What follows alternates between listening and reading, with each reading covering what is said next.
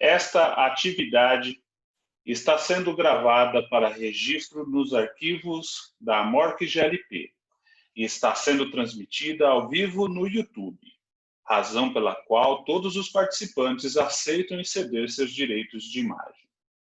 Preparem-se, vamos iniciar nossas atividades em alguns instantes. Procurem relaxar e se acalmar.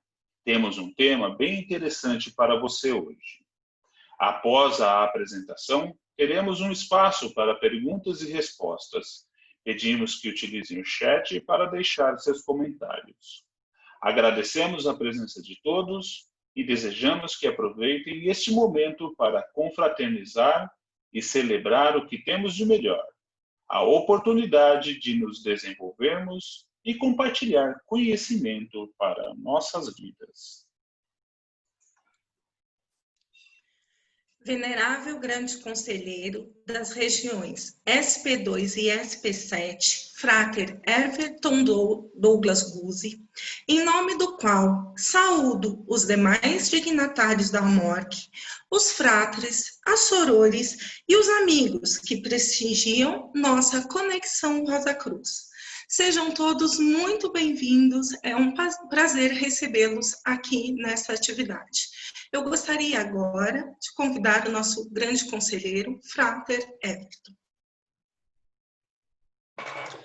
Obrigado, Sora Janaína. Primeiramente, boa noite a todos, aos fratres sorores, integrantes aí da nossa mesa virtual, né, a todos os fratres e sorores da região SP2 e SP7, bem como e também os fratres e sorores das outras regiões dos diversos núcleos Rosa Cruzes, de âmbito nacional e internacional. Como sabemos, na internet não há fronteiras, isso é muito bacana.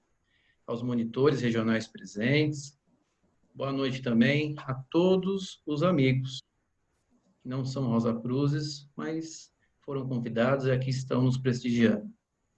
E ao nosso querido frater e amigo palestrante, Frater Mário Salles, meu muito boa noite, seja muito bem-vindo. Mais uma vez aceitou o nosso convite e nos honrará com esse assunto brilhante, né? Como tornar-se um discípulo. Frater Mário, desejo a você uma excelente apresentação e uma excelente palestra. Paz profunda a todos. Boa noite a todos. Sejam bem-vindos à nossa atividade de hoje.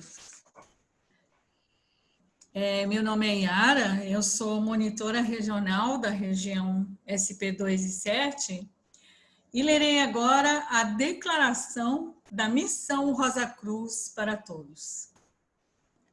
A Ordem Rosa Cruz Amorque é uma organização internacional de caráter templário, místico, cultural e fraternal, de homens e mulheres dedicados ao estudo e aplicação prática das leis naturais que regem o universo e a vida.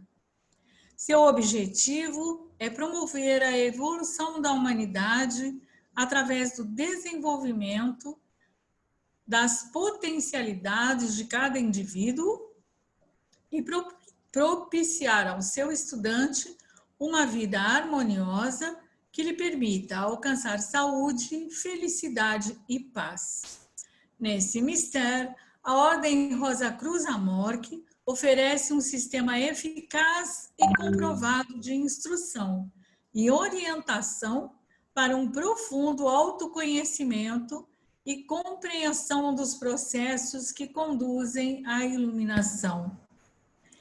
Essa antiga e especial sabedoria foi cuidadosamente preservada desde o seu desenvolvimento pelas escolas de mistérios esotéricos e possui, além do aspecto filosófico e metafísico, um caráter prático. A aplicação desses ensinamentos está ao alcance de toda pessoa sincera, disposta a aprender, de mente aberta e motivação positiva e construtiva.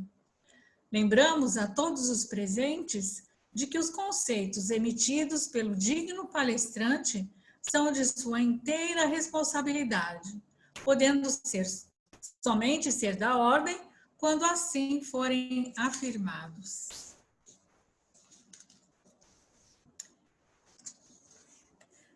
Lerei agora a sinopse da nossa palestra de hoje, que será feita pelo Frater Mário Salles. Como tornar-se um discípulo é uma síntese de 5 passos comportamentais baseados na leitura das Cartas dos Mahatmas, documento teosófico do século XIX, acerca das condições básicas para chegar algum dia a receber pessoalmente instrução de um dos mestres da Grande Fraternidade Branca.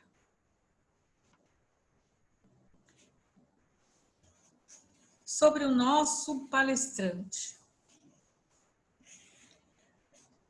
Frater Mário Salles, médico, membro da Ordem Rosa Cruz desde 1975.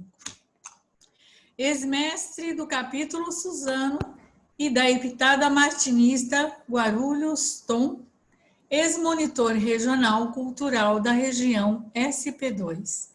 Há 10 anos, responsável pela revisão do 6º grau de templo na Morada do Silêncio, 4 Barras, Curitiba, Paraná.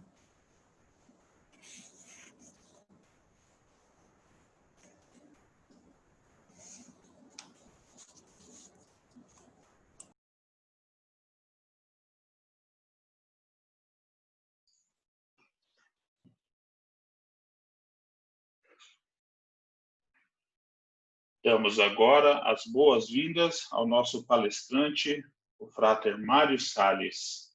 Peço agora que abra o microfone, Frater, por gentileza. Vamos lá. Boa noite a todos. Sejam bem-vindos.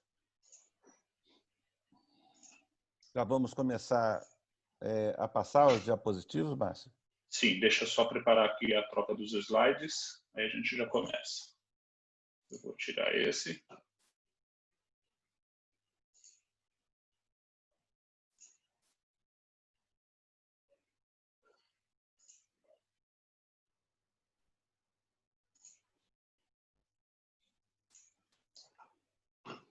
Está vendo aqui a sua apresentação, né, Mário?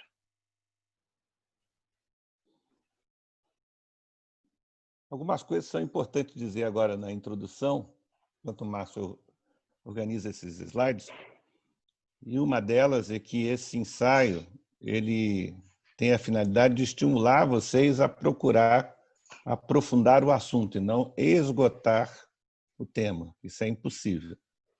E quanto ao fato dos 5 passos, é óbvio que não são apenas e tão somente 5 passos. Falaremos de 5 passos que são fundamentais, mas eles não são os únicos necessários a esta caminhada, já que é uma caminhada de milhares de anos, né? Então, bota passo nisso. 5 é pouco. Tá bem? Feito essa consideração, vamos lá. Tudo certo, Márcio? Podemos começar? Podemos. Muito bem. Como é uma exposição de um tema, eu acho melhor que esse tema seja lido e, após isso, então, nós fazemos uma discussão aberta. Eu peço a vocês, então, a tolerância típica dos Rosa Cruz para ouvir um texto que eu espero seja não cansativo, breve e objetivo. Tá certo? Como tornar-se um discípulo, né?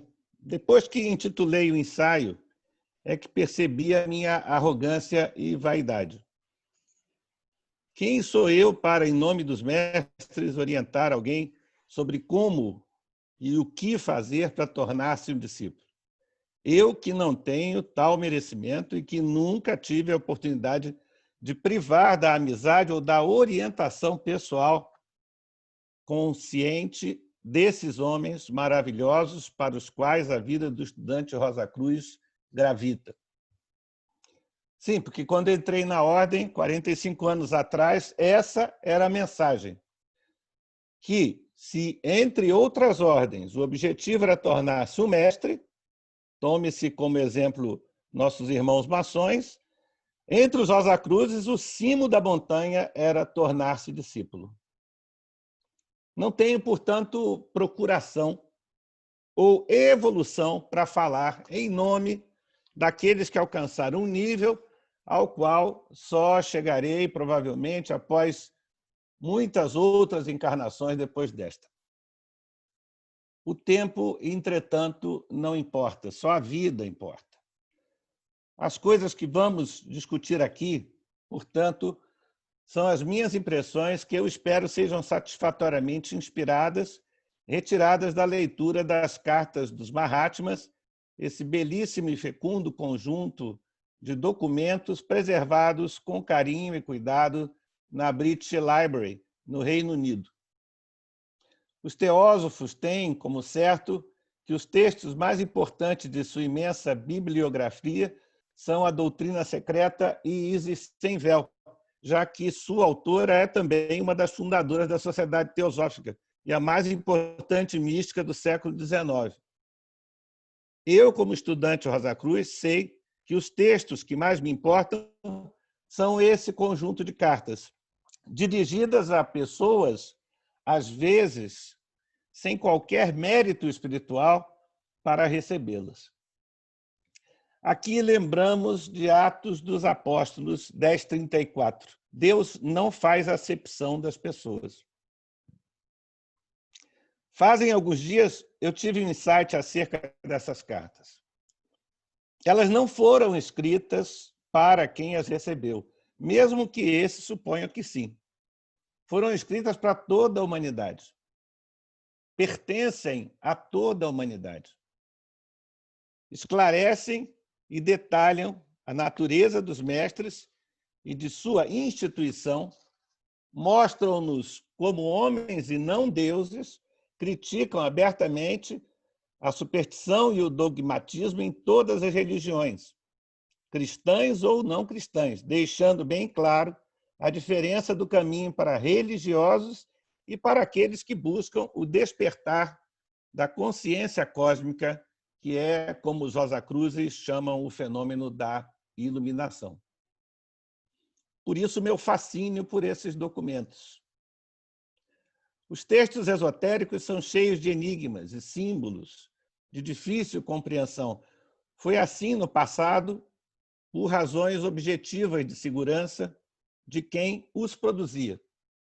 Havia perseguição aos estudantes do oculto, os quais eram frequentemente presos, torturados e mortos, caso fossem descobertos ou denunciados. Hoje, esse risco não existe por um motivo simples. Ninguém mais se importa.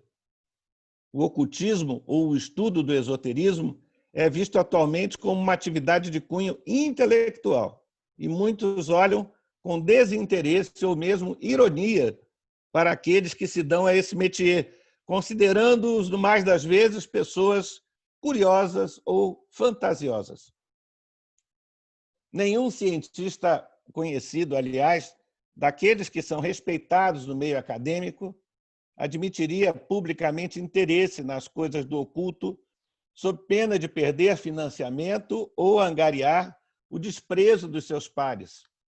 É preciso que sejam Einstein, já de cabelos brancos, para deixar à vista de todos, em cima da sua mesa de trabalho, em Princeton, uma edição da Doutrina Secreta, sem pudor ou cuidado. Quanto mais aceitar que em algum lugar do planeta existam alguns homens que alcançaram tal grau de evolução que se libertaram das limitações humanas, da doença, do sofrimento e da morte física. Mesmo assim, lembra Raymond Bernard, em um artigo publicado na série Luz que Vem do Leste, no segundo volume dos 4, que os mestres cósmicos não são divindades. Eles não constituem uma ordem hierárquica de santos e anjos. Os mestres cósmicos, continua ele, são inteligências que já foram seres mortais. E conclui, queremos dizer, isso sim, que esses mestres desenvolveram os poderes espirituais de seu ser ao ponto de se tornarem capazes de superar as limitações físicas da sua natureza.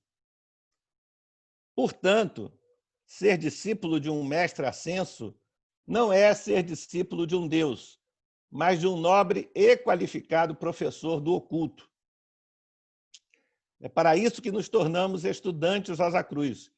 É para isso que passamos por 12 iniciações de templo e para isso que nos reunimos em loja, para prepararmos nosso corpo e mente para esse momento em que a luz verdadeira, o raio de luz violeta, virá em nossa direção e atravessará nosso peito, libertando-nos da ilusão de que somos outra coisa senão uma extensão de Deus, temporariamente nesse corpo físico, enquanto for necessário para a nossa evolução e de toda a humanidade.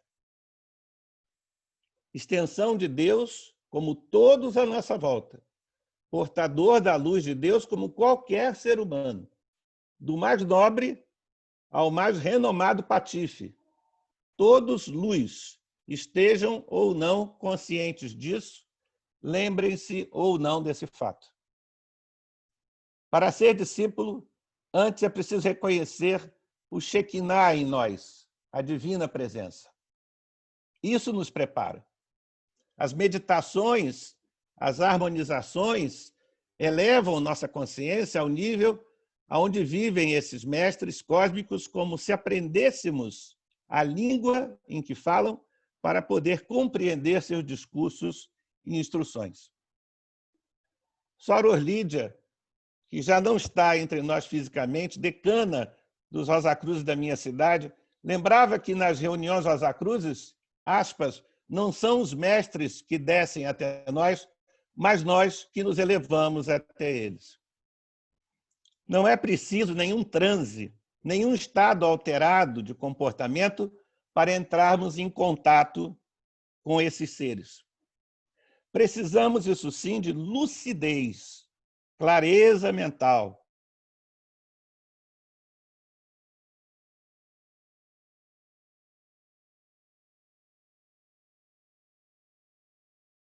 Em nosso sanctum, conversando como só um mestre e um discípulo conversam. Nas cartas dos Mahatmas, eles deixam claro que não aceitam os discípulos de modo simples e rápido. Existe um período, digamos assim, de experiência, para que se consolide a certeza do merecimento daquele que se dispõe a receber esse ensinamento. Esses estudantes são chamados nas cartas de chelas em probação, ou aquele que está sendo submetido a uma prova, a um teste, para só depois que for aprovado tornar-se um verdadeiro e legítimo discípulo. Essa é a segunda qualidade, a meu ver, de um verdadeiro discípulo: paciência. Devemos esquecer a contagem dos dias, dos anos, dos séculos. Todos os seres humanos estão condenados a ser deuses, já lembrava em sua obra um teósofo português. Só que tudo acontecerá quando for a hora adequada, não antes. Daí a frase, quando o discípulo está pronto, o mestre aparece. É preciso ter paciência e confiar, estudar e se divertir, porque a alegria é uma condição fundamental ao verdadeiro iniciado. Um iniciado triste é um triste iniciado. A solenidade, necessariamente, não significa respeito. Pode ser apenas hipocrisia, medo ou reflexo de uma compreensão equivocada da hierarquia. Seres realmente elevados não são arrogantes, não são vaidosos e repugnam serem tratados como manifestações sobrenaturais. Não existem tais coisas, fenômenos sobrenaturais. Tudo é natural. A levitação, por som, recentemente desenvolvida em laboratórios ingleses é um exemplo.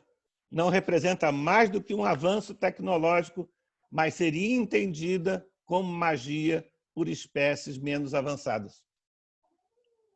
Essa é a terceira condição necessária ao verdadeiro discípulo, desassombro.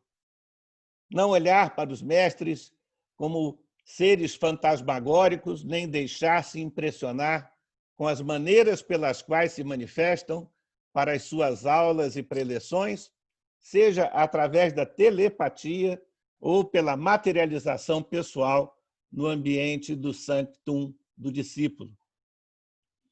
É preciso lembrar que não se precisa ir a nenhum lugar para receber o ensinamento. Desde que o discípulo está pronto, o ensinamento virá até ele, materializando-se sobre a sua mesa de trabalho como que por mágica.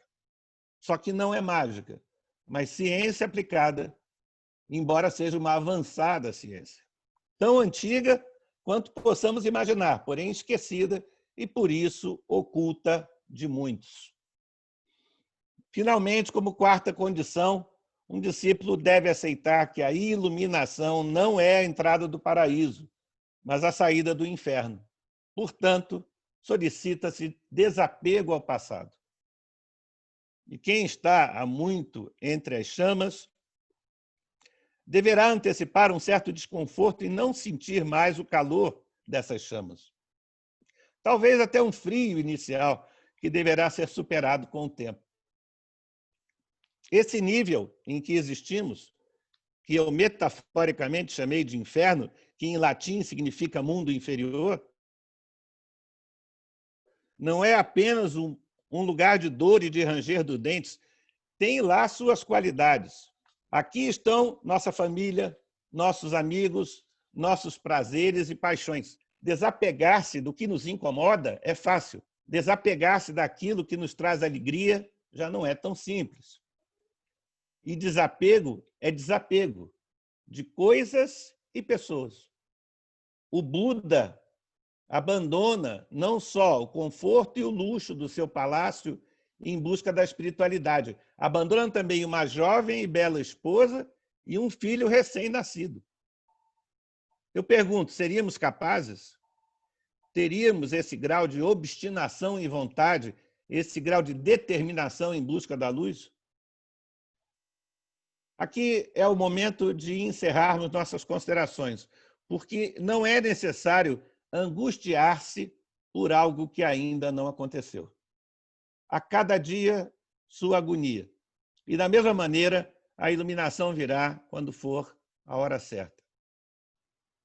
E, embora considere essas 4 condições, reconhecer a presença de Deus em nós, ter paciência, ter desassombro e desapego, como condições muito importantes para a iluminação, é preciso lembrar a 5ª e última condição daqueles que pretendem, algum dia, transcender esse plano de consciência. Eu falo do primeiro degrau da escada de Ra, o degrau roxo, o degrau da temperança, do equilíbrio e da ponderação. É nesse degrau que tudo se inicia. É quando, cientes de nossas limitações humanas, mantemos uma atitude equilibrada, sem querer apressar as águas do rio, já que elas correm sozinhas. Basta que dediquemo-nos ao que importa, a verdadeira oração, chamada serviço, a palavra de passe do artesão, a palavra de passe para um verdadeiro mestre. Está em Marcos 44, 45. Qualquer que dentre vós quiser ser o primeiro, será servo de todos, porque o Filho do Homem também não veio para ser servido, mas para servir e dar a sua vida em resgate de muitos. Assim, compreendam os mestres como servidores do Altíssimo, e sua aparente severidade é a mesma de qualquer professor que quer que seu aluno seja o melhor possível. Sua condição de mestres também os torna seres plenos de amor e de compaixão, dedicados a servir a humanidade e seus discípulos, preparando aqueles que estiverem aptos a receber o mais alto ensinamento. E que Deus abençoe seu trabalho. Essa é a exposição inicial do tema que eu coloco para os meus fratres e sorores, para que juntos possamos fazer uma reflexão coletiva sobre o significado desse momento da iluminação e principalmente dos momentos que antecedem esse instante, já que a iluminação não é o final do percurso, mas apenas a primeira porta para uma dimensão mais elevada de trabalho e de aperfeiçoamento.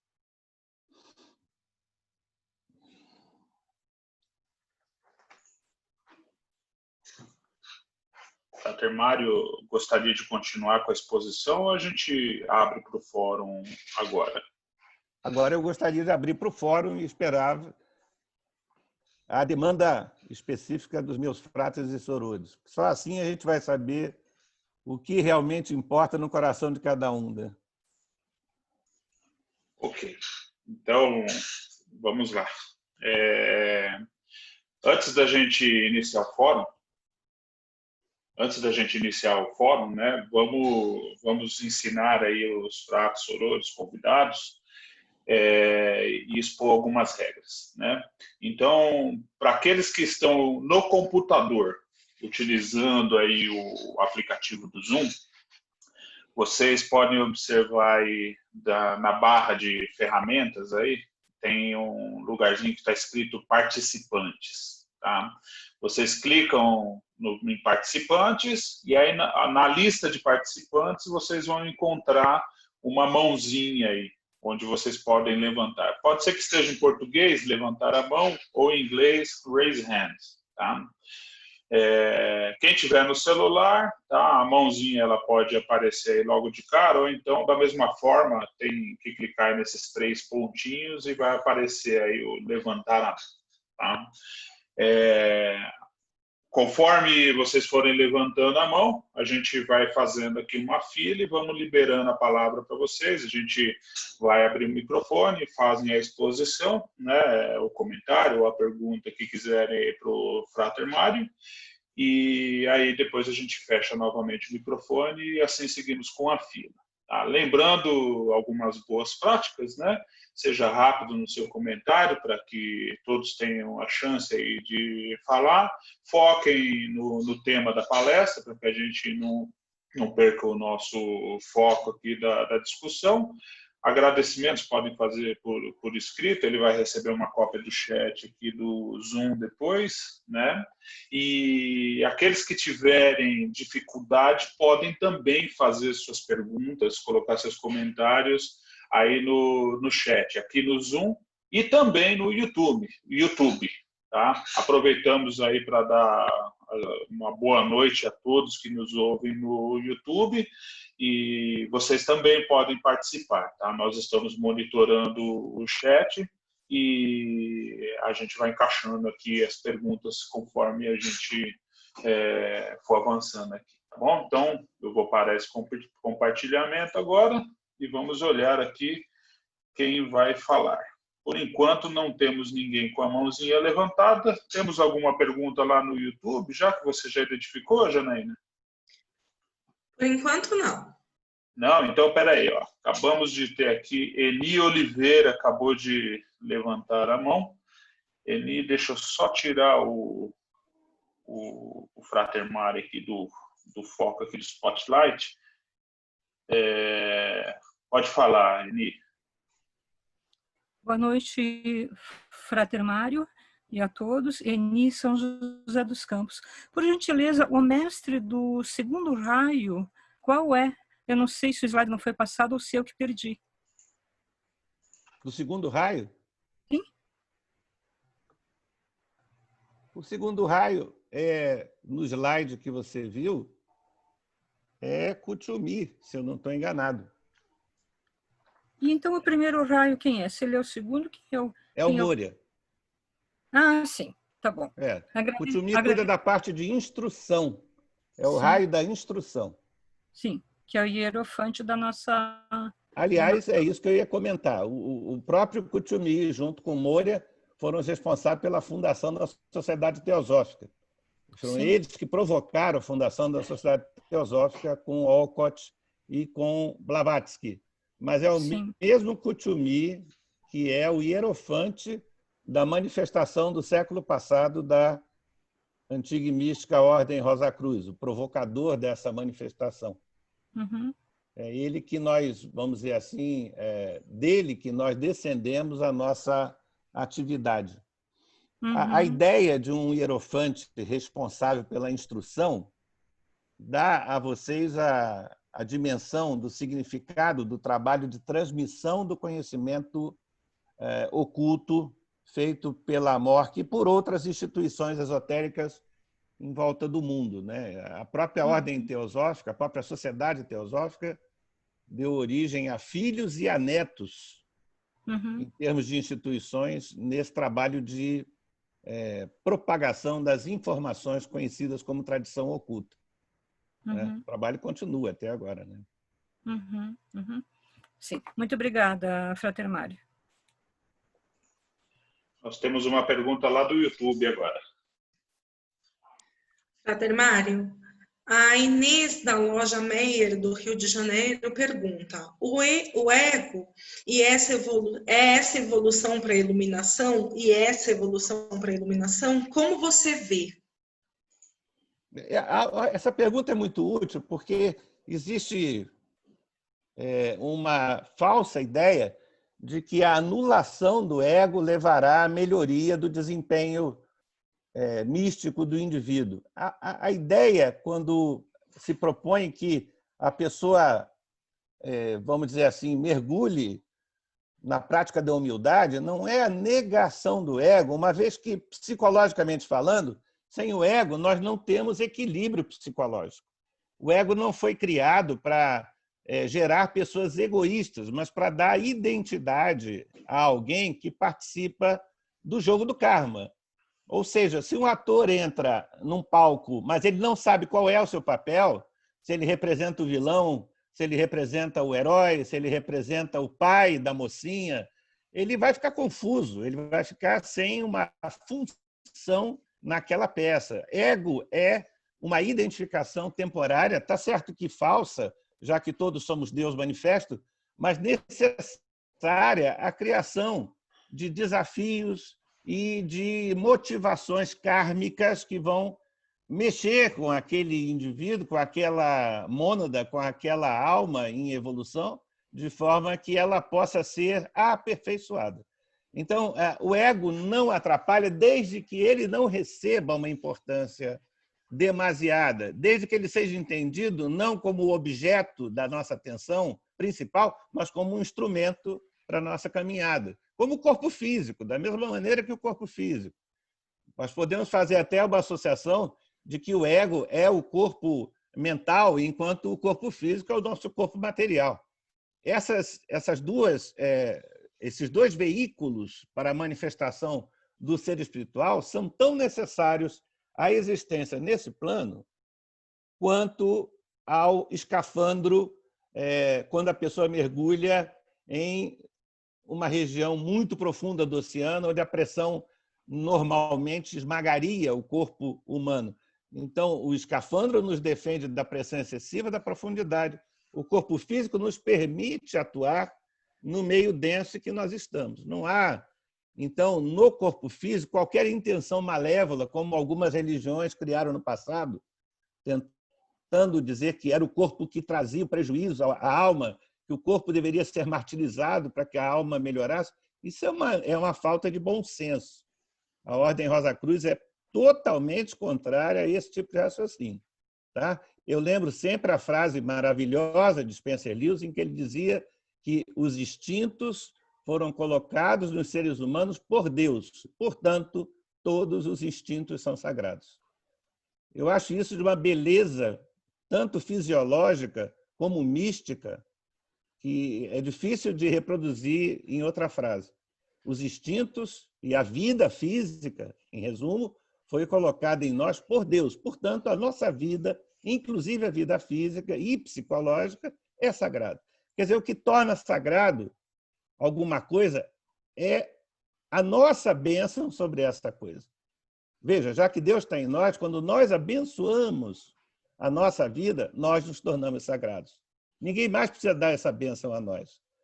Essa consciência do sagrado tem que estar na gente. Tem que estar em nós a partir daquela primeira condição, reconhecer a presença de Deus em nós, do Shekinah em nós.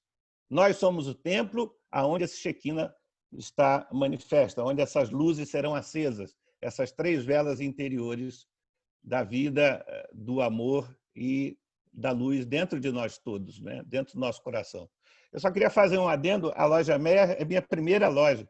Foi o primeiro lugar onde eu frequentei quando a loja não existia, era um capítulo, nós não tínhamos local físico, e o capítulo Meia, naquela época, se abrigava na loja Visconde de Cairu, uma loja maçônica na rua Dias da Cruz. Nós íamos para aquela loja maçônica, desmontávamos o templo maçônico, montávamos o templo Rosa Cruz, fazíamos nossa reunião e, ao final, desmontávamos de novo o templo Rosa Cruz e remontávamos o templo maçônico para que os irmãos da maçonaria pudessem fazer seu culto na segunda-feira. Então, eu guardo com muito carinho a loja Meia, porque foi lá que eu comecei a caminhada dentro de corpos afiliados, né? Muitos anos atrás, muitos anos.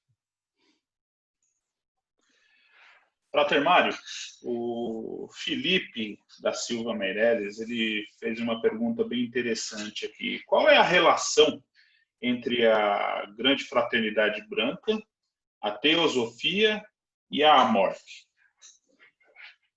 Bom, em parte isso já foi respondido quando eu falei da ligação, né? Essa ligação bastante explícita entre Kuthumi e a Sociedade Teosófica. A Sociedade Teosófica foi fundada pela Grande Fraternidade Branca.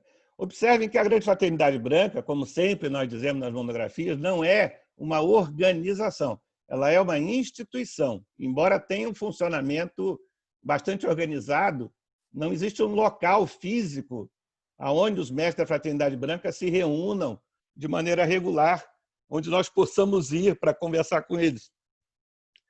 Então, a organização Rosa Cruz, a organização teosófica, essas não. Essas têm uma organização física, locais e tal, em que os seus membros se reúnem, né? Mas todo esse processo, todo esse movimento, tanto da Sociedade Teosófica quanto da Amorque, a partir de 1915, tanto quanto da Sociedade Antroposófica, né, de Rudolf Steiner, que é uma das filhas da Sociedade Teosófica, a Sociedade Rosa Cruz Max Heindel, dos Estados Unidos. Todas essas ordens são consequência do início, do esforço inicial de Kuthumi e Moria, 2 dos mestres da Fraternidade Branca, né? A Fraternidade Branca tem núcleos, embora não físicos, mas núcleos de trabalho espalhados pelo mundo, e eu estimulo vocês a lerem sobre esse assunto nesses livros que são comentados, que são a base desse comentário.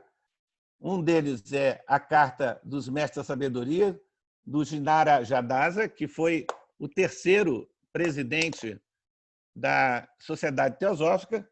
Primeira foi Blavatsky, Olcott, né? Blavatsky primeira, Olcott foi o 2º, e quando Olcott faleceu, Jinara Jadasa assumiu como presidente e passaria o cargo a Anne Besant, que, por sua vez, foi a mestra de Krishnamurti, que nunca foi teósofo, criou um movimento próprio. Então, assim, essa sequência de passagens está descrita, esse movimento por trás dos outros movimentos está descrito nessas cartas, que são, além de documentos históricos interessantes, documentos esotéricos da maior importância. E estão ainda presentes no mundo físico. Quer dizer, essas cartas foram preservadas, como eu falei no comentário, e estão à disposição de quem quiser, depois passar a pandemia, ir a Londres e consultá-las na British Library. É preciso fazer uma preparação, tem que fazer a programação adequada, eles são muito ciosos, exigem documentos e tal, com fotos, mas uma vez você cumprindo essas etapas burocráticas, você é recebido dentro da British Library com toda a dignidade, com toda a pompa e circunstância. As cartas virão até a sua mesa de trabalho. É lindíssimo o local, e infelizmente eu nunca tive a oportunidade de ir lá. A British Library é relativamente recente e herdou a guarda dessas cartas que estavam lá no Museu de Londres, no London Museum, antes, e que foram para lá porque, vocês imaginam, são cartas de 1 século de existência, estão em estado de conservação excelente, porque estão em ar refrigerado e guardados com todo carinho. Todas estão digitalizadas, vocês podem lê-las em inglês, com tradução em 5 idiomas, infelizmente português não tem, num lugar chamado Wikitheosophy. Existe a Wikipédia, a Wikipedia, como queiram pronunciar, e existe a Wikitheosophy, que é especificamente sobre teosofia. O que, aliás, me permitam outro parênteses, para todos os Rosacruzes, membros da MORC, é fundamental estudarem teosofia, como fazem na Loja São Paulo. Tá certo? Tem um grupo de estudo de teosofia na Loja São Paulo. Eu não sei os outros corpos afiliados, mas é muito interessante que se deem ao trabalho de mergulhar em assuntos teosóficos que não seja apenas por curiosidade, mas também como complemento da atividade de estudo rosacruciano. Porque o respeito que Blavatsky tinha pela tradição Rosacruz, mesmo como eu já falei num comentário, ela cometa alguns equívocos em relação à simbólica Rosacruz e confunda com a simbólica maçônica nos seus textos, na verdade, você estudar a teosofia complementa em muitas monografias. Ali vocês vão ver as ligações secretas entre a teosofia e a Rosacruz, inclusive através de certos personagens que são fundamentais para nós. Quem conhece a literatura Rosacruz conhece aquele livro azul enorme, Símbolos Secretos dos Rosacruz do século XVII e XVIII. Aquele livro lindo, né? Onde existem vários símbolos compilados antigos. Quem fez aquela compilação foi um médico alemão que morava nos Estados Unidos, chamado Franz Hartmann. Franz Hartmann, no final do século XIX, tornou-se amigo pessoal e médico de Blavatsky. E tinha um relacionamento muito pessoal com ela. Quer dizer, por aí vocês veem que há mais ligações entre a Rosacruz e a teosofia do que supõe a nossa vã filosofia, né? Fazendo um poemazinho. Por isso que eu acho interessante esse tipo de estudo, de levantamento. Estimulo-os a fazê-lo. Frater Mário, nós temos aqui o Frater Laurito, da loja Rosacruz Leopoldinense, ele gostaria de falar também. Frater Laurito. Pronto, Frater. Primeiramente, Frater Mário Soares, paz profunda para você. Eu queria parabenizar pela condução do ensaio, que está sendo realmente maravilhoso e, para mim, particularmente, está sendo muito, mas muito, muito importante. Mas eu queria fazer 2 colocações e uma pergunta. Primeiro, porque esses passos que o Frater acabou de falar, ele tem tudo a ver com o momento vivido por cada um de nós nesse momento. E cada passo que o Frater está explicando, me faz agora refletir sobre o que fazer e como fazer nesse momento em que cada um de nós, no Brasil, está vivendo como um grande desafio. Isso, para mim, foi muito significativo. O outro que me chamou a atenção, que o Frater falou, ele usou condenados, né? Foi a frase, condenados a ser deuses. Isso me chamou a atenção porque a palavra condenados, né, me veio assim agora, né, de quer queiramos ou não, seremos chamados a ser deuses, né? Ou seja, quer queiramos ou não, seremos levados por essa onda, que é o caminho da evolução. E a terceira, né, seria uma pergunta, eu peço desculpas ao Frater pelo meu desconhecimento, qual o significado da palavra hierofante? Obrigado, Frater, paz profunda. Laurito, paz profunda. A visão de Blavatsky da evolução é semelhante ao mergulho de alguém que pula numa piscina e faz uma parábola embaixo d'água. Então, ela supõe que a energia divina, quando vem para a Terra, primeiro que ela não vem por acidente, não há queda nenhuma, ninguém caiu de um estado angelical num estado humano. A evolução terrestre é absolutamente fundamental ao crescimento do espírito. Ela não é uma questão de perda de uma divindade que tivemos no passado, mas isso sim, ela é a base para a procura da melhoria da divindade que nós já temos. Ou seja, no conceito básico da teosofia, Deus evolui. E essa evolução é baseada na evolução de todas as suas centelhas, todas elas, que somos nós, partes dele. E essa evolução, ela só é conseguida pelo atrito em relação com a vida que nós sentimos na formação do que chamamos de atividade kármica, de ação e reação. Isso vai nos aprimorando, como o diamante é aprimorado pela lapidação, nossa luz vai aumentando, e quando saímos desse mergulho, na tal parábola por baixo d'água, saímos melhores do que entramos. Essa passagem por dentro dessa massa d'água é a mesma passagem por dentro do estado denso da existência.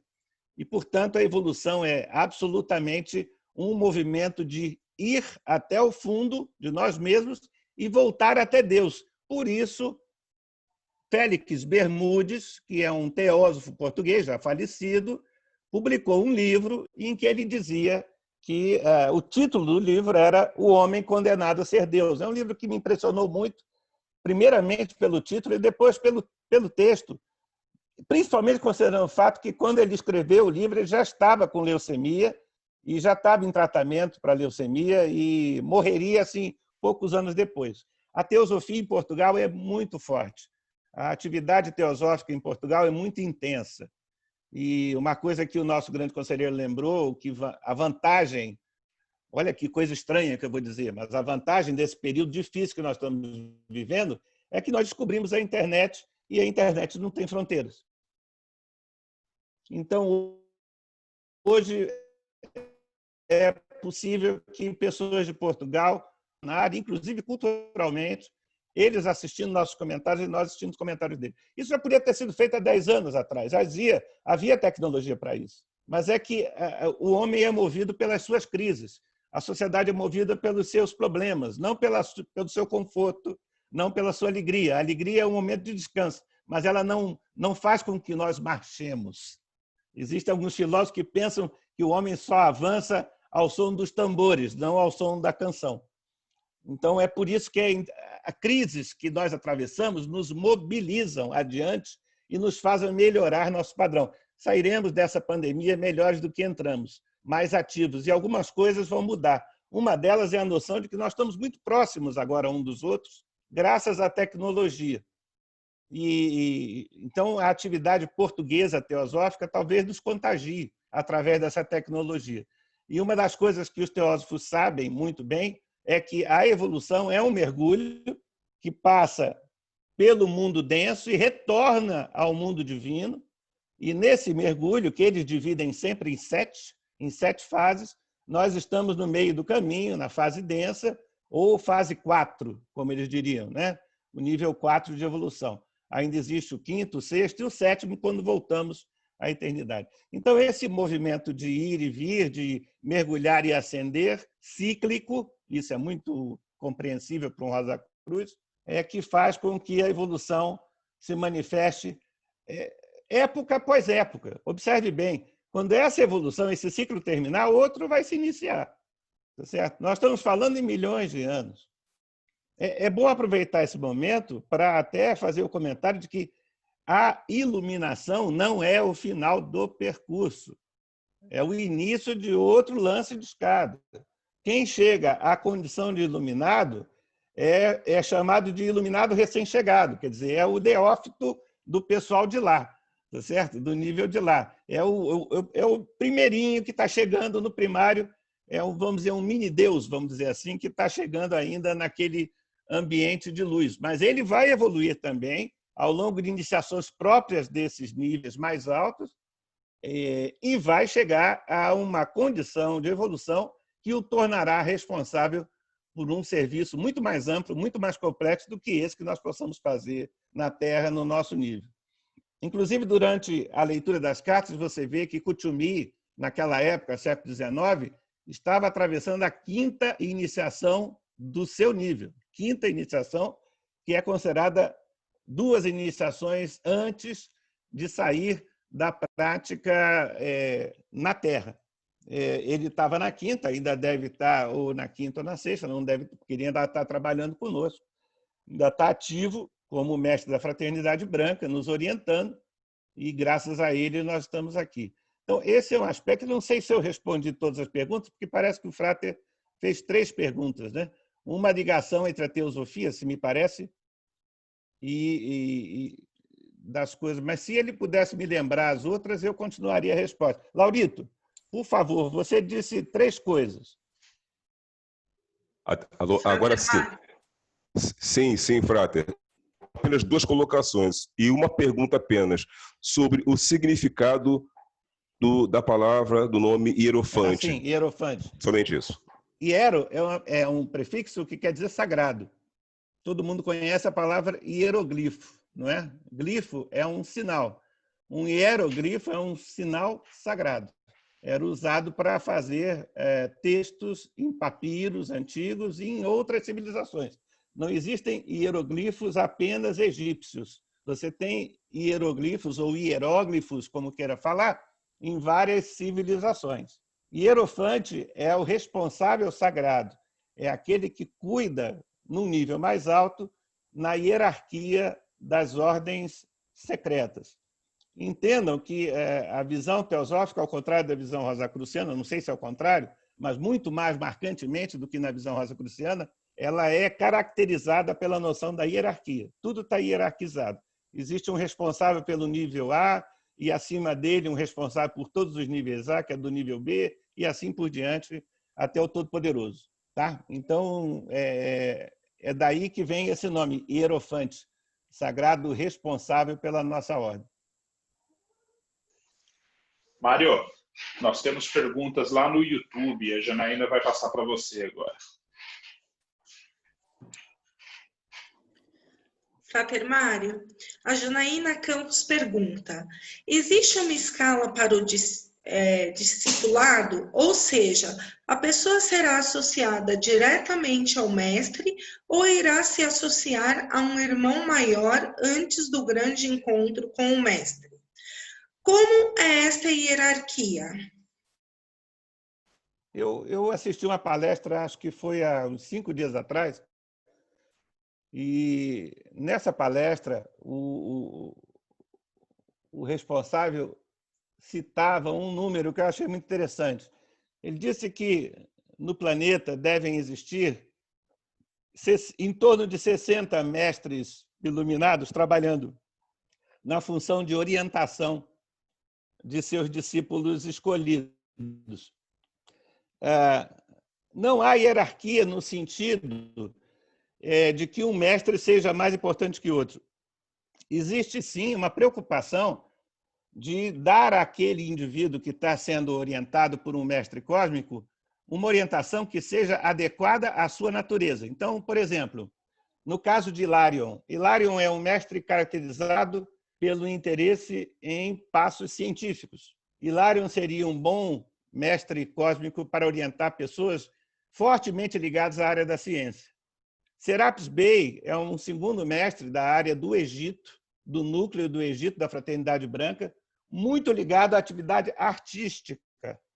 Pessoas que têm tendência artística provavelmente cairão ou sob orientação direta de Serapis Bey ou sob orientação de algum dos auxiliares dele, que tenderão a dar a esse discípulo uma orientação esotérica através da arte. Isso é possível de fazer. Saint-Germain, mestre do 7º raio, é muito ligado aos rituais solenes. Saint-Germain, portanto, seria um excelente mestre para pessoas ligadas à ritualística esotérica. Aqueles que têm paixão pela ritualística esotérica ou pelas iniciações talvez se sintam muito à vontade quanto à orientação feita por Saint-Germain, que é um dos mestres mais queridos da fraternidade.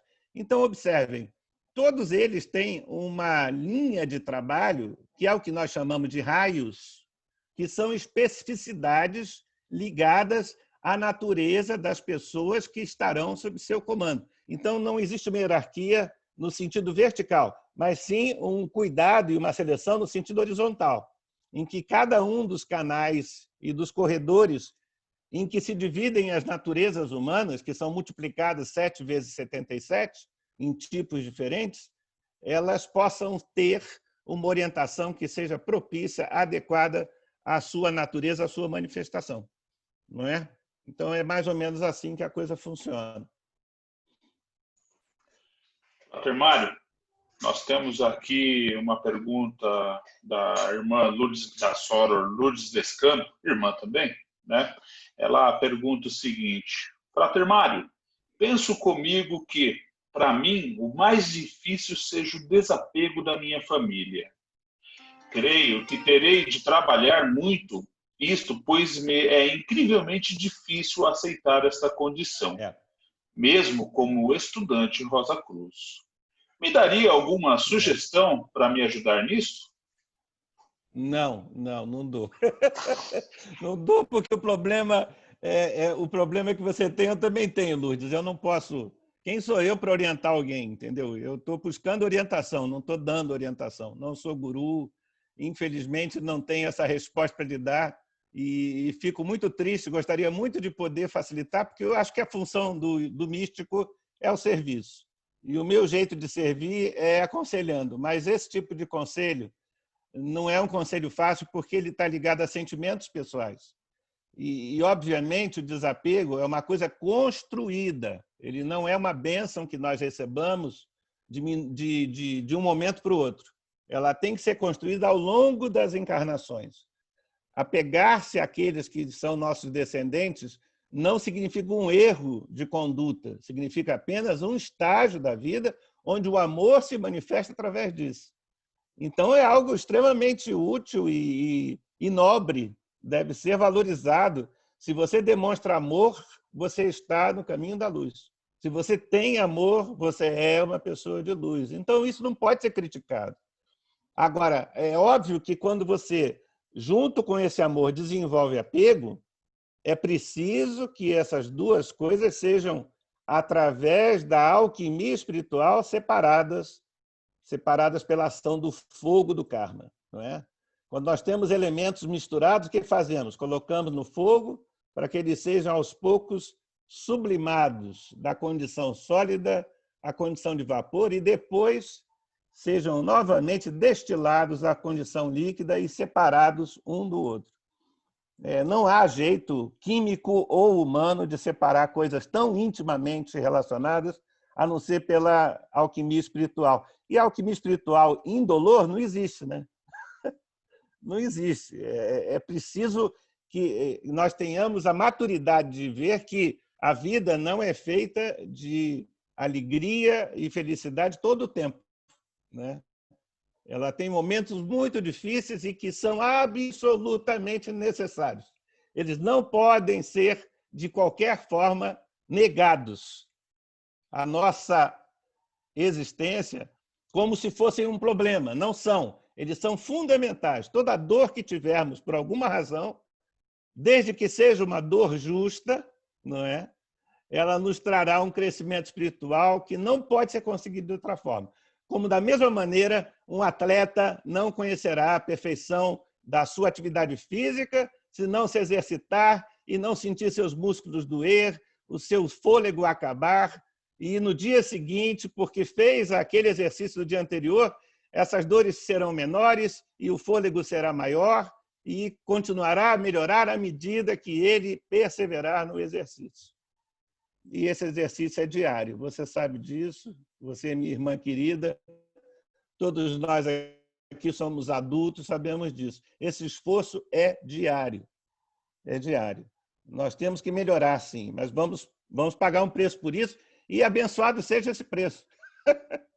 Abençoado seja. Se não houver esforço, não há valor na existência. Não há valor. Lá na frente a gente vai sentir falta. Obrigado, Frater. Nós temos aqui o Frater Rogério de Sônia aqui no Zoom, que ele quer a palavra. Eu vou abrir o seu microfone. Rogério, consegue abrir o microfone? Rogério, tá, consegue me ouvir? Obrigado. Boa noite. Frater Mário, boa noite. Eu queria fazer uma pergunta, assim, na verdade, a distinção de 4 termos que aparecem, geralmente até na nossa Câmara Externa aparecem, esses termos também são mencionados, a distinção entre Grande Fraternidade Branca e Grande Loja Branca, né? Se são colégios distintos, manifestações distintas da mesma coisa, 2 locais sagrados que aparecem na literatura mística também, que se menciona Agartha e Shambhala, se são lugares também distintos, se tem uma localização, esses espaços, né? Enfim, a diferenciação desses 4 termos, né? Grande Fraternidade Branca, Grande Loja Branca, Shambhala e Agartha, o que seriam? E uma pergunta, né? Nessa nossa trajetória, na nossa condição espiritual, além dos mestres cósmicos que a gente está vendo aqui, a figura do guia espiritual, que é mencionado em algumas tradições religiosas, assim, existe um guia espiritual que nos acompanha, o anjo da guarda, uma entidade assim etérea que faça esse papel na nossa condição espiritual, existe realmente ou não? Como é que ficam esses conceitos? Bom, vamos por partes, então.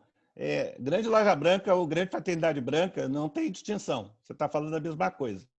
Tá? Porque se houver, pelo menos equivocadamente, a ideia de que loja queira dizer um local físico, essa ideia é falsa. Não existe esse local. Mesmo assim, Blavatsky foi a algum local no Tibete, e esse local era chamado pelos moradores de lá de Shambhala, que era o lugar sagrado, aonde os mestres do núcleo do Tibete, veja, não é que todos os mestres estejam no Tibete. Naquela época eles estavam lá antes, provavelmente antes da invasão, né? Agora eu já não sei. Nesse local, que não se sabe bem aonde existem indícios de onde ficam esse local, mas não existe precisão, e essa falta de precisão é proposital, não há interesse que isso seja sabido, e que esse local, sim, ele era chamado Shambhala, ou Terra Sagrada, ou Casa dos Deuses, ou como fosse chamado naquela época, onde os mestres residiam. No caso que eu estou falando, Moria e Kuthumi, e perto dali o que eles chamam de Anshohan, que é o que está acima na hierarquia dos mestres da Fraternidade Branca. Ou seja, como eu falei, na visão teosófica, tudo é muito hierarquizado. E Kuthumi e Moria tinham um chefe, tinha alguém que os orientava. Então, eles viviam mais ou menos perto, nas montanhas tibetanas, e existia um outro núcleo no Egito, existe um núcleo na América do Sul, e assim por diante. E o Jian Shohan, do grupo, do núcleo do Tibete, também vivia perto desse local da Shambhala. Então, quando você ouvir falar em Shambhala, em Agartha, de certa forma, o que se está fazendo é uma referência simbólica ao local de morada dos mestres nesse local, no Tibete. A Ordem Rosa Cruz, no ano de 1900, me perdoem se eu errar, 27, patrocinou um filme preto e branco, na época, chamado Horizonte Perdido, que foi para o cinema, foi muito falado, que fazia a proposta da existência desse local, numa época em que não se falava muito disso. É bom lembrar sempre da importância de Blavatsky historicamente. Quem traz a primeira revelação, a informação da existência desses mestres como homens comuns, reais, palpáveis, é Blavatsky. Na Doutrina Secreta, ela diz pela primeira vez, com todas as letras, que esses homens existem. As cartas dos mestres foram publicadas depois da morte de Siné, ou Sinet, como você queira pronunciar, que é talvez a pessoa que mais recebe cartas deles. Ele era o diretor de um jornal na Índia, o de Pioneer, que era um jornal importante, e a estratégia dos mestres era, através dele, tornarem-se conhecidos. Mas essa estratégia durou apenas 30 anos, tá? Entre 1870 e 1900, porque os mestres não saem dessa região, nem se manifestam fisicamente de maneira ostensiva. Não é interesse deles. Não há por que fazer isso. O trabalho deles tem que ser discreto. Imagine uma pessoa que seja conhecida por todos em toda parte. Essa pessoa não tem paz de espírito. Ela não tem paz de espírito, ela não tem privacidade. Tá certo? E talvez algo que seja mais sagrado que Deus no mundo seja a privacidade, a capacidade de você poder ficar em paz com você mesmo. E eles precisam de paz para trabalhar, entendeu? E de forma que eles não precisam de reconhecimento público, de nenhum tipo de agrado, de nenhum tipo de adulação. Eles querem apenas a chance de fazer o seu trabalho, continuar fazendo o seu trabalho, para evitar, como eles dizem, que os homens se degolem. Essa frase aparece nas cartas, que os homens cortem os pescoços uns dos outros. Você sabe que a nossa humanidade é muito pacífica, né? Você sabe disso, né? É muito calma, quase não briga. Então, é inexplicável uma coisa dessa. Quer dizer, o planeta é pequeno, nós tínhamos que estar todos trabalhando juntos e ainda estamos disputando por alguns centenas de metros de terra, como se aquilo fosse diferente dos centenas de metros de terra seguintes. Tá certo? Tudo é planeta Terra. Nós somos uma rocha flutuando no espaço. Então, assim, não há diferença entre grande loja branca e grande fraternidade branca. Isso é o conjunto da atividade desses mestres ascensos que eu descrevi há pouco e que passaram nos diapositivos que foram projetados. Tá certo? Janaína, nós temos perguntas no YouTube, certo? Certo, temos sim. O Frater Richard de Ribeirão Preto pergunta: será que a nossa geração chegará a ver o fim das religiões institucionalizadas? Sairemos da era da crença para a era do conhecimento? Acho que não. Eu, pessoalmente, acho que não. A religião, ela tem uma função social muito importante. Ela é um caminho que está presente na humanidade desde que o homem se entende por consciência. E é uma maneira de expressão da espiritualidade. O fato de que os místicos geralmente transcendem os valores religiosos na busca pelo divino não significa que a religião perca sua importância, seja ela qual religião for. Todas são caminhos voltados para o eterno e, por isso, são benéficas àqueles que dela participam. Elas têm uma função educacional, elas vão treinar os espíritos e as almas na prática da devoção, né? No canto de louvor ao Todo-Poderoso. Não é à toa que os anjos são organizados em coros. O que os coros fazem? Eles cantam, né? Então é preciso aprender a cantar a Deus, né? A louvar a Deus. E isso a religião faz. O místico talvez não precise disso, no sentido de que ele tem uma canção permanente dentro dele, né? A sagrada canção cósmica está presente no místico o tempo todo, porque nós sabemos da presença de Deus em nós. Ele não está num templo, não está na Índia, não está no Tibete, ele está em nós, dentro de nós. É aqui que nós temos que descobrir a nossa própria área de sagrado, né? Mas eu não acredito que seja agora, não. Eu acho que ainda vai levar um tempo para que o ser humano se liberte da necessidade de um corredor que o oriente no destino da espiritualidade. E tudo bem, faz parte.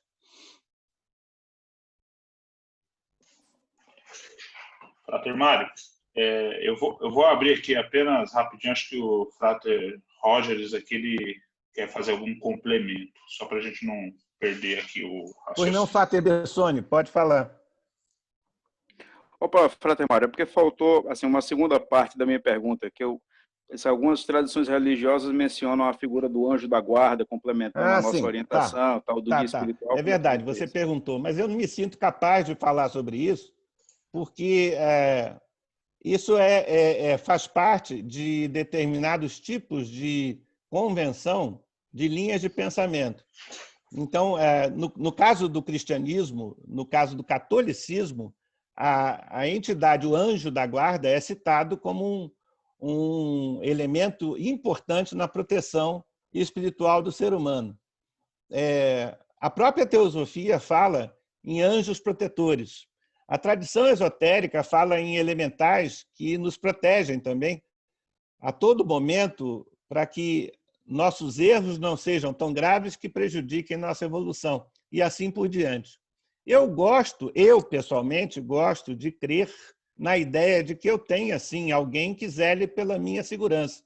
E para falar para você, já que nós estamos aqui sozinhos, só você e eu posso falar, eu sinto essa proteção o tempo todo, desde que eu era mais jovem. Não sei dizer o que é, não sei dizer se existe alguém, mas eu sou grato por ela existir, porque não fosse por isso, eu talvez não estivesse aqui fazendo esse comentário. Não é? Todo adolescente tem essas aventuras para contar, né? E nunca me aconteceu nada que fosse grave, e por motivos que eu não tenho como explicar. Fora as coisas boas que me aconteceram, que não foram por mérito meu, foram por eventos positivos que ocorreram na minha vida, pelos quais eu sou grato. E eu atribuo a essa força protetora, mas eu não sei bem o que seja. Claro que eu não estou falando do Deus Todo-Poderoso, eu estou falando de uma entidade hierarquicamente menor, ligada a cuidar da minha segurança pessoal, como acho que deve ter para todo mundo. Mas afirmar isso a você eu não posso, eu não tenho conhecimento para isso.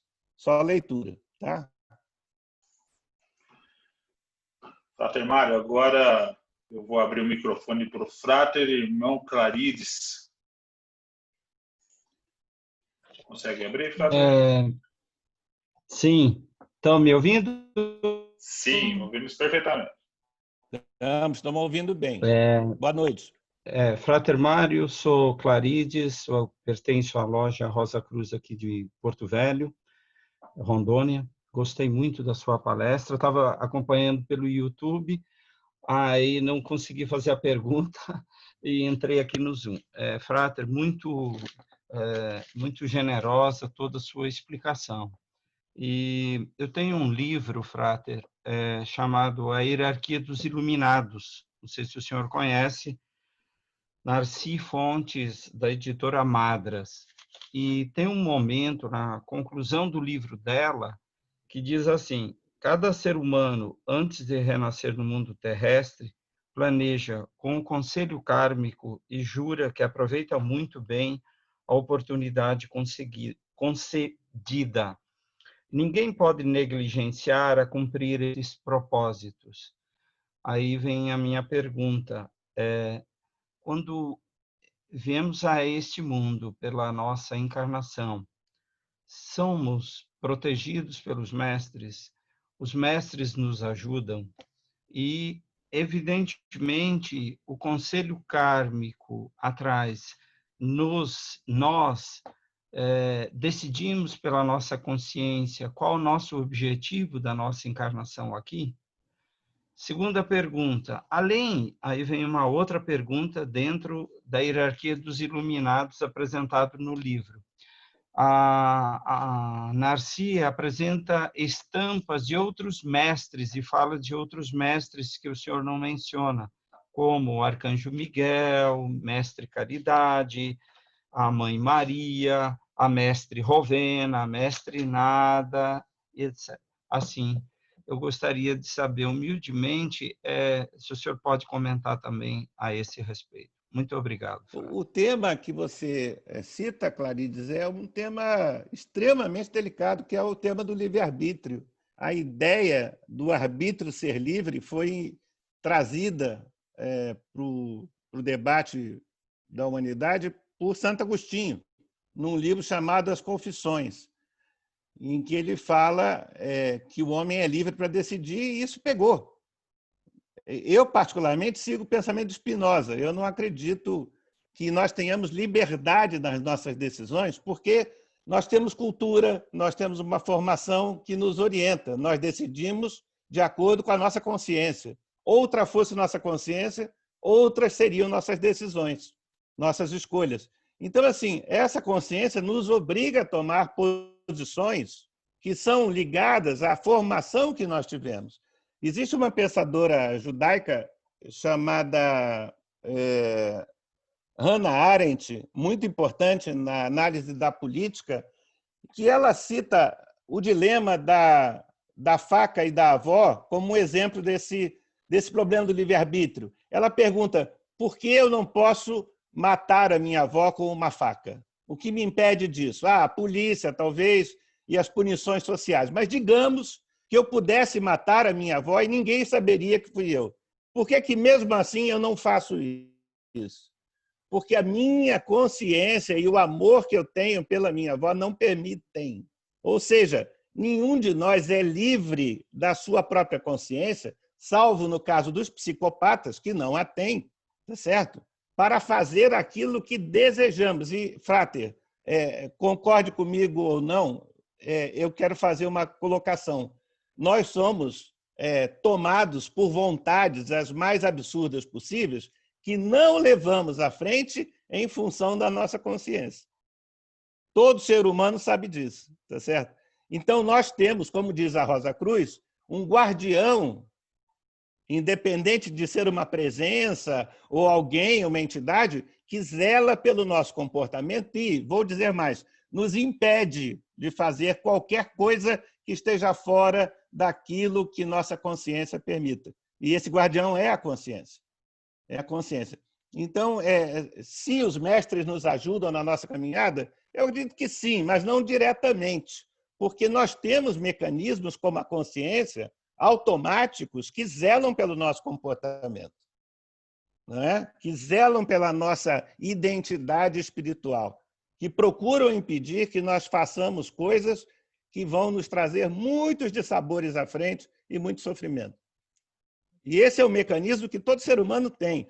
Esse talvez seja o grande anjo da guarda que nós tenhamos, a nossa consciência, que é aprimorada pela experiência, que é aperfeiçoada pelo tempo, pela maturidade e pela temperança, né?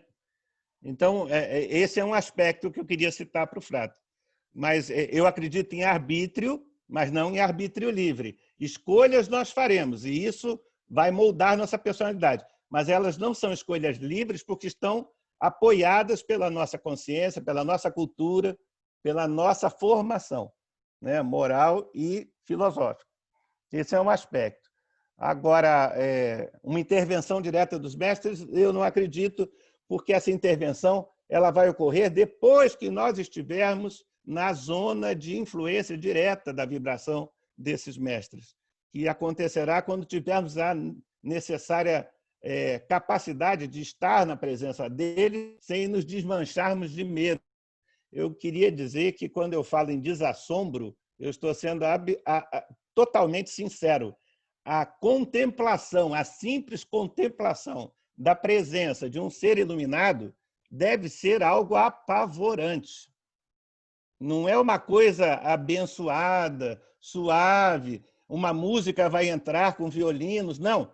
Eu estou falando, sem som, sem fundo musical, de alguém surgir no seu sanctum, na sua casa, em corpo físico. Eu não estou falando de um fantasma, não estou falando de um espírito translúcido, mas de alguém denso e que começa a falar com você, conversar com você. Frater, isso é uma experiência que é para poucos. Uma pessoa que tiver uma experiência dessa e não estiver preparado, ela enlouquecerá. Não é? Porque vai contra as suas convicções sobre física, sobre realidade, etc, etc, etc. Concorda comigo? Então, assim, por isso é que não vai acontecer antes de ser a hora certa. Antes de ser a hora certa. Num livro fabuloso que está na literatura Rosa Cruz, chamado Encontros com o Insólito, também do Raymond Bernard, ele descreve como ele participa, nos últimos capítulos, de uma reunião fantástica num dos lugares secretos da Rosa Cruz na Europa, e que, para essa reunião, ele foi preparado com jejum e chás durante uma semana, se não me falha a memória. E diz ele que, quando entrou na sala de reunião, está no texto do livro, é público, ele viu 144 pessoas num espaço que não caberiam 15. E se ele via aquelas pessoas ali e não enlouquecia, era por causa da preparação que ele tinha sido submetido, com chás e jejum e orações. Ou seja, nós estamos falando de seres humanos psicologicamente comuns, normais, que vão lidar com fenômenos que, em princípio, são incompreensíveis. Como qualquer coisa muito complexa, no início é incompreensível. Tá certo? Depois você está habituado com televisão a cores, com rádio, com o telefone celular, você acha tudo muito natural. Mas um índio que venha e veja essas coisas, ele fica pirado da cabeça, porque ele não vai entender nada, né? Ainda mais uma conferência com tantas pessoas numa telinha tão fina como essa que está no nosso computador. São manifestações da ciência aplicada, como também o que aconteceu com o Frater Raymond Bernard, pai do nosso antigo imperócrata, era manifestação de uma ciência especial, desconhecida para nós no momento. Então, Frater, é muito difícil, um tipo de contato dessa ordem traz um abalo psicológico e neurológico muito importante, e para isso nós temos que estar preparados. Então, precisa de desassombro. A pessoa não pode ser uma pessoa covarde, ela tem que ter coragem de estar, pelo menos, serena no momento desse encontro. Porque essa serenidade, se não for assim, será perdida. Não é? Esse é um aspecto a ser considerado. Agora, quanto ao arbítrio, eu acredito que ele não pode ser livre, porque senão a educação não seria necessária, nem teria a força que tem sobre nós. E, por último, os mestres que o Frater citou realmente estão por aí espalhados pela internet, eu vejo muitas referências, mas eu não tenho nenhuma informação que confirme a existência dessas pessoas. O que posso dizer é que, depois de algum tempo, isso todos os estudiosos do assunto dizem, muitas pessoas começaram a dizer que tinham contato pessoais com os mestres. Publicavam livros dizendo isso. Eu sou discípula de A, eu sou discípula de B, eu tenho procuração para falar em nome de C, etc, etc, etc.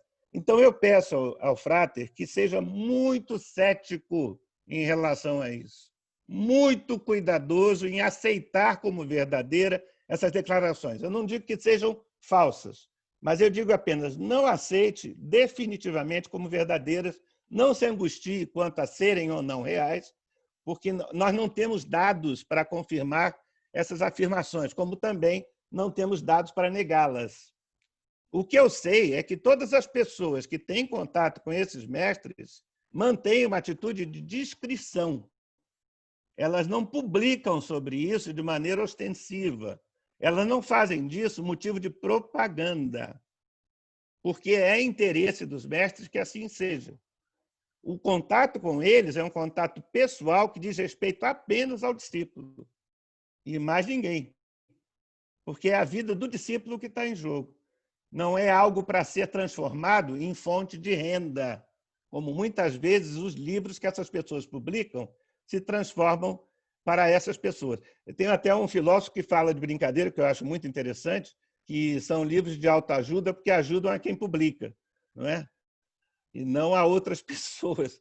Então, esses livros sobre mestres com nomes novos e muito criativos até, né? Eles são de muita ajuda para quem publica o livro. Mas, assim, por enquanto, ficamos com os 7 mestres clássicos e seus auxiliares, e está muito bom já. Perfeito, Frater Mário. Frater, gostaríamos aqui também de destacar os inúmeros comentários que nós temos, tanto no YouTube quanto no chat do Zoom, de pessoas agradecendo pela palestra, pelos comentários, mandando um abraço, mandando lembranças de vários lugares aqui do Brasil, né? Temos também Frater Rubem, que é de Portugal, né? Então, estamos além da fronteira, né? E somos todos muito gratos aí pela presença de vocês que estão participando dessa atividade. Sora Janaína gostaria de falar agora, né, Sora? Frater Mário, tem uma soror, ela é da loja Meyer, eu não vou saber o nome dela, ela assina como It Morena. Ela pediu para dizer que ela se emocionou muito sobre o que o senhor falou sobre religião, que ela realmente está muito emocionada e parabeniza muito.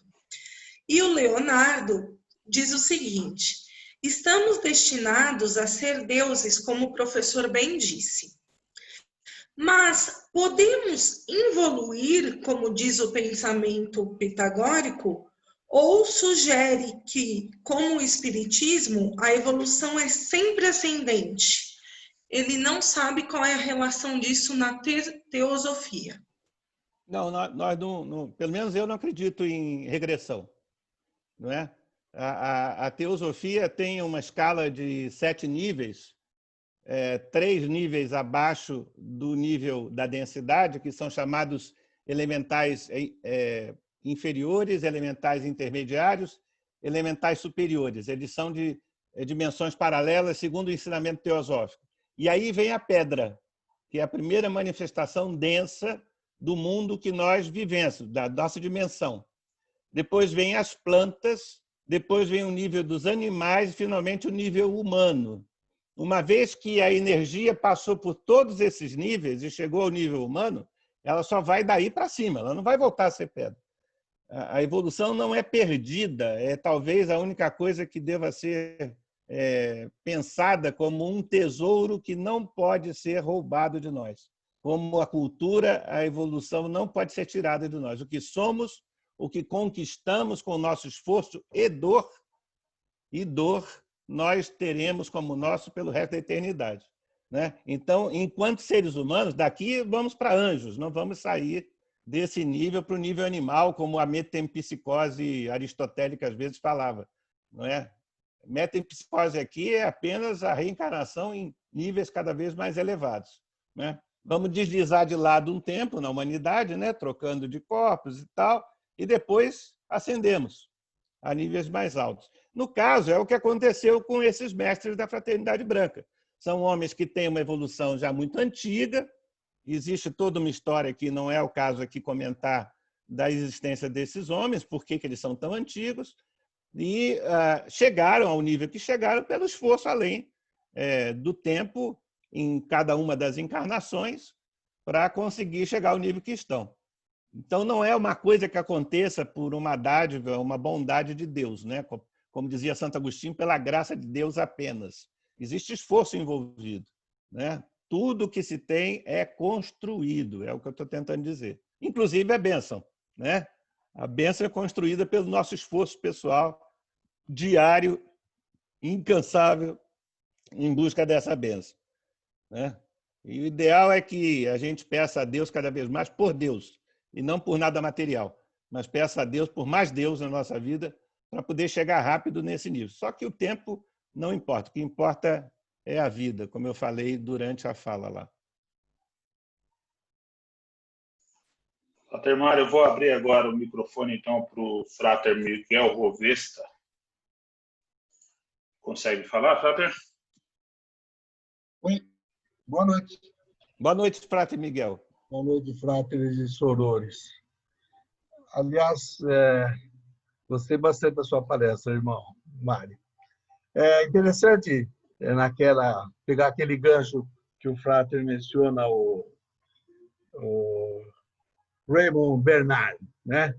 Que ele dizia assim, eu preciso me preparar para participar dessa reunião, o que eu vou ler, que monografia eu vou ler? Aí veio um insight assim, eu vou ler as monografias de Neófito, que lá tem tudo que eu preciso saber. Não é isso? Então, às vezes, as pessoas estão querendo ir lá para o 10º grau. Mas eu queria dizer o seguinte, e eu sou fã do Raymond Bernard e dos livros dele. Inclusive, estive no ano passado em Amsterdã, e lá, segundo ele, tinha uma das mansões secretas da Rosa Cruz, em Amsterdã, né? E eu pedi para ter alguma indicação, alguma coisa. E, de fato, eu tive umas experiências bem interessantes. Eu costumo dizer o seguinte, que nós devemos praticar, né? Como dizia o nosso amado Frater Harvey Spencer Lewis, né? Da prática, não só ficar na teoria, estudando monografia, esperando que venha uma luz lá, não sei de onde. Sabe, nós precisamos praticar. Eu me baseio no que leio, no que li. O Harvey Spencer Lewis falava com o mestre Amato, né? E falava com outros mestres, sempre falou isso, né? Que tinha esses contatos. Então, eu penso assim, se o Frater Harvey Spencer Lewis pôde ter esse contato, eu acho que eu também posso, né? Talvez não naquele aquela intensidade que ele conversava, né, com os mestres, falaram com os mestres, né? Frater Miguel, eu não consigo entender, não estou acompanhando qual seria a sua dúvida específica que o senhor vai colocar. Minha dúvida específica é que, se nós nos elevamos e conversamos com eles, eles certamente nos ouvem, porque o que acontece muito é que as pessoas se depreciam, acham que não sou merecedor de ter um contato com o mestre. Eu converso com todos eles e tenho um retorno, isso eu posso dizer. Eu converso com o mestre Kutu Rumi, com o mestre com a Helena Blavatsky, com todos. Eu tenho certeza que eles estão me ouvindo, porque a última palestra que houve do Frade Sérgio, que ele falou da vida após a morte, se nós temos assistência, depois que morremos, tem gente que nos acompanha lá, nós temos gente que nos acompanha aqui também, tenho certeza absoluta disso. Ah, com certeza. Isso aí, com certeza, viu, Frater Miguel? Porque, inclusive, no início da minha fala, não sei se o Frater se recorda, eu falava que a condição mais importante na preparação para se tornar discípulo é reconhecer a presença de Deus em nós. Exato. O Shekinah. Né? Então, se eu reconheço que Deus, Todo-Poderoso, Onipotente, Onipresente, Onisciente, está em mim, quem mais pode ser mais do que eu? Exatamente. Né? Então, na verdade, nós já estamos prontos para contato com qualquer mestre, só que não temos total consciência disso. Como qualquer lâmpada que está suja por fora, não consegue lançar sua luz de maneira plena, né? Requer uma limpeza do vidro para que essa transparência permita a passagem da luz. É isso que o Rosa Cruz faz. Nisso o Frater está cheio de razão. Nós temos esse preparo já e temos a possibilidade, pelo menos, a potencialidade de termos um relacionamento com níveis muito mais elevados do que esse que nós estamos. É só permitirmos isso. Primeiramente, aceitando que em nós Deus está presente. E se Deus está presente em nós, Ele nos purificará de todo erro, de toda falta de evolução, de toda incapacidade que pareça existir em nós. O Frater foi muito feliz no comentário de que, muitas vezes, por falta de autoestima, supomos que não temos condições de fazer esse contato. Isso é pura verdade. Eu parabenizo por esse tipo de comentário, porque talvez seja o momento mais importante do místico, quando ele descobre que a humildade não deve se transformar numa autodestruição dele. A humildade é uma técnica, não uma virtude. A pessoa humilde sai da frente da luz para que a luz possa passar, porque ela sabe que se ela ficar na frente da luz, ela atrapalha o fluxo. Mas ela não está ali se diminuindo, ela está estrategicamente permitindo que a luz passe livremente por ela e que possa fazer todo o bem que a luz sempre faz, quer dizer, desfazer as trevas, né? Então, isso é muito importante, reconhecer a presença de Deus em nós. Isso é muito importante. Seu comentário, nesse sentido, foi muito preciso, extremamente importante. Eu agradeço, viu? Frater Mário, à noite parece uma criança, né? Mas a gente precisa partir para o encerramento. Vamos responder mais uma pergunta? Nós temos aqui Aroni Matos de Oliveira. Vou abrir o microfone. Aroni? Pronunciei corretamente? Frater Mário, sim. Boa noite, Frater Aroni. Eu pego já a sua fala de limpar o vidro. E com relação a essa prática diária, o senhor poderia fazer um comentário sobre essa questão do Tantra, da via cardíaca e do celibato? É uma pergunta delicada. Eu não sei se seria o momento adequado para falar sobre assuntos tão complexos, porque, na verdade, nós estamos falando da energia mais poderosa que existe dentro de nós, que é a garantia da existência da nossa espécie, quando nós falamos em sexualidade. A prática do celibato parte do princípio de que a contenção da energia sexual pode levar à melhoria da espiritualidade, quando nós sabemos que, às vezes, é o contrário, né? Essa contenção, quando é absolutamente arbitrária, ela pode gerar uma série de traumas e problemas de comportamento, como os escândalos na igreja têm trazido a público, tá certo? Então, é preciso nem tanto amar, nem tanta terra. Novamente, eu vou voltar lá ao primeiro degrau da escada de Ra que eu citei na fala. A temperança, o bom senso, o equilíbrio. Então, repressão pela repressão nunca trouxe evolução. É bom deixar isso claro, né? O que traz evolução é a educação. E se foi colocado em nós, como diz Lewis, por Deus, é algo santo, deve ser compreendido, não reprimido. Tem uma finalidade, não é? A Tantra Yoga, embora muitos achem que seja uma técnica da yoga para controle da sexualidade, não é bem assim. A Tantra Yoga é voltada ao desenvolvimento do controle sobre a Kundalini. E a Kundalini tem a ver com a área baixa do corpo, né, na região do períneo. Então, é uma técnica complexa, exige muita saúde física e uma personalidade, um perfil muito específico para esse tipo de prática. Por isso, eu me eximo de fazer comentários agora sobre isso, porque não tenho competência para fazer esse comentário sobre a prática do Tantra Yoga, que é muito injustiçado no Ocidente por ignorância apenas, né? Ele tem seu papel dentro das muitas práticas do yoga, mas não é nada do que foi, vamos dizer assim, propagado aqui por algumas pessoas mal intencionadas. Então, assim, são perguntas de grande importância, mas eu repito, Frater, não sei se é o fórum adequado para trabalhar esses temas, porque nós estamos falando sobre o relacionamento com os seres ascensos, que pressupõe que, quando acontecer, nós já superamos essas dúvidas e essas questões, que são típicas de pessoas que ainda estão no curso da evolução, ainda estão preparando o seu espírito e o seu corpo para esse encontro com esses mestres.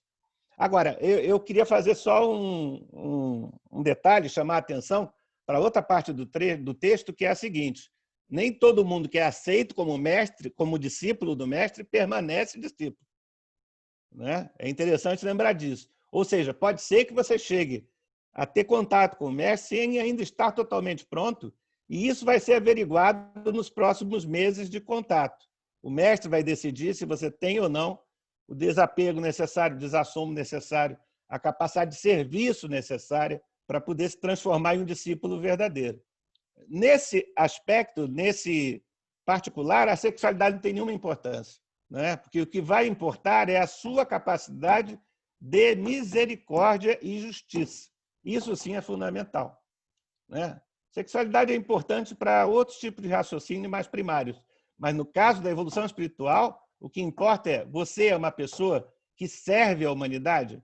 Você amou alguma coisa na Terra e demonstrou esse amor pelo serviço? Essas são as questões fundamentais. O que você fez em benefício dos outros? Porque o serviço nos purifica, viu? Ele nos purifica, nos ajuda muito. É uma técnica simples, mas poderosa para transformar a nossa vida. Servir sem olhar a quem, né? E servir de maneira sincera, sem esperar nenhum tipo de retribuição pelo que se fez, apenas pelo que você sente necessidade de fazer.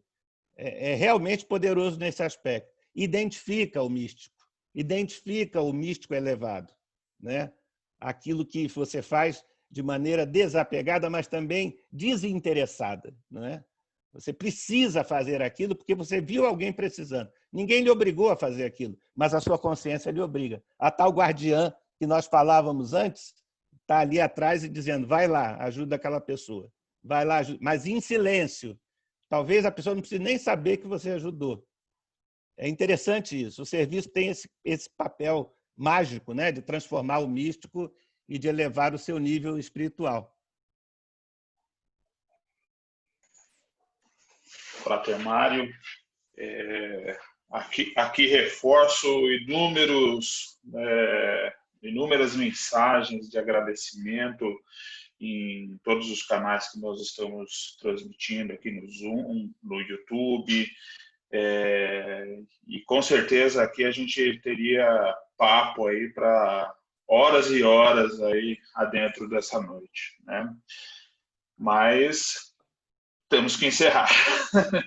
Temos que encerrar e eu vou enviar todas as perguntas que ficaram no chat, todas as perguntas que ficaram lá no YouTube também, para que o Frater possa dar uma olhada e, eventualmente, talvez até preparar um vídeo como resposta para a gente deixar anexo a esse que nós estamos transmitindo.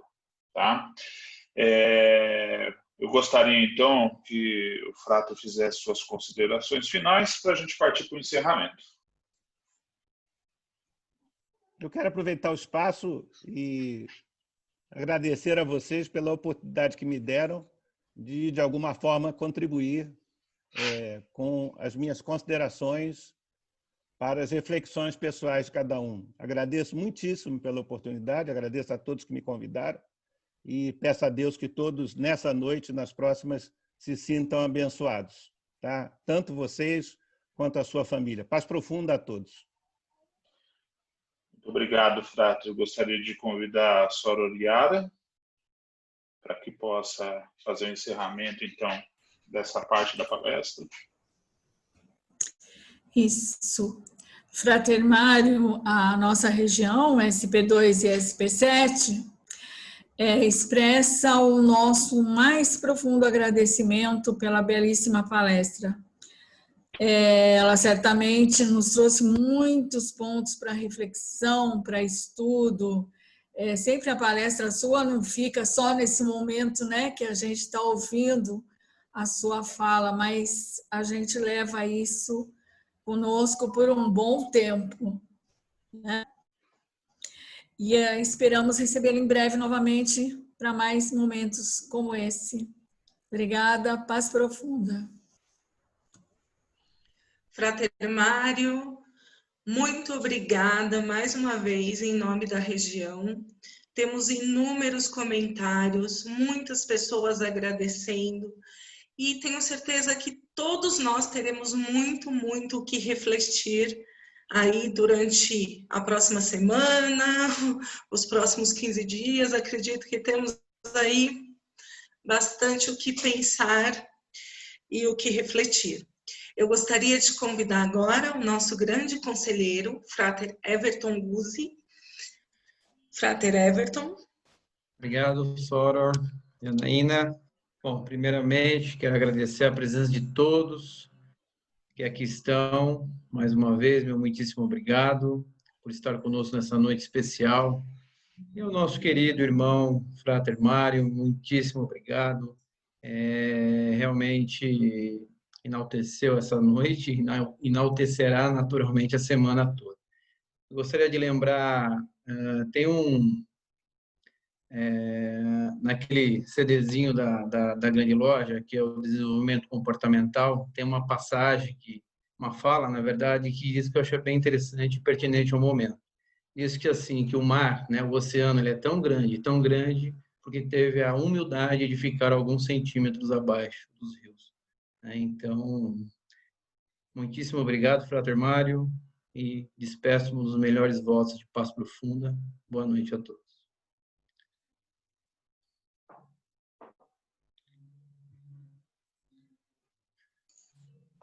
Vamos falar sobre os spoilers, Janaína, que vem por aí? Vamos lá!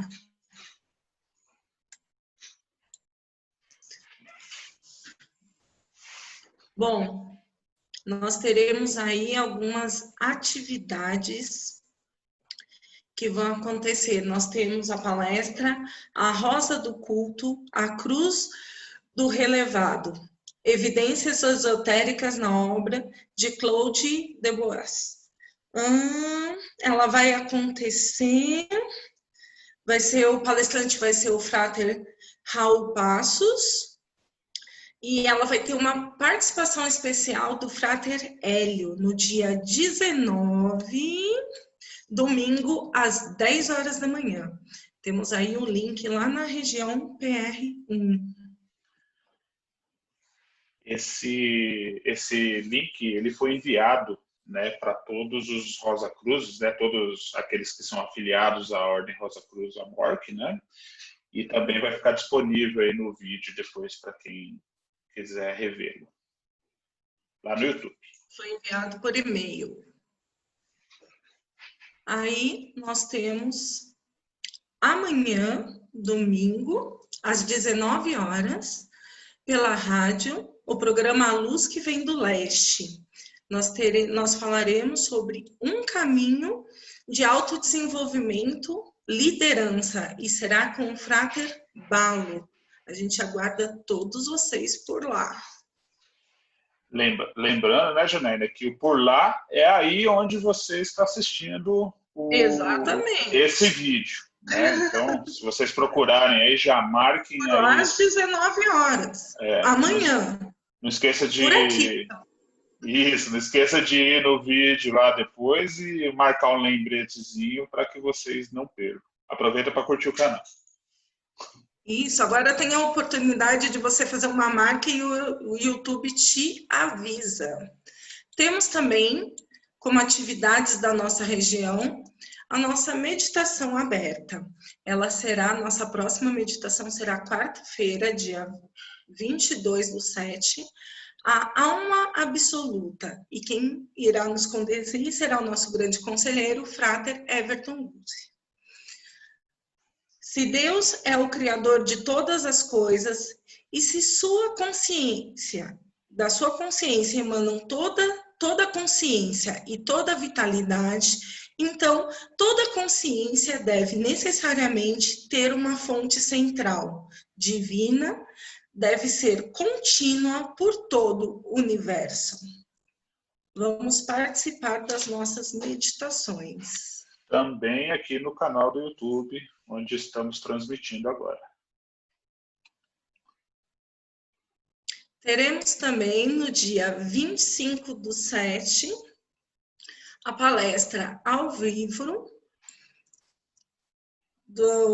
que será feita pela Epitada Martinista de Porto Alegre, com o tema Alessandro Cagliostro, místico e mago do século XVIII.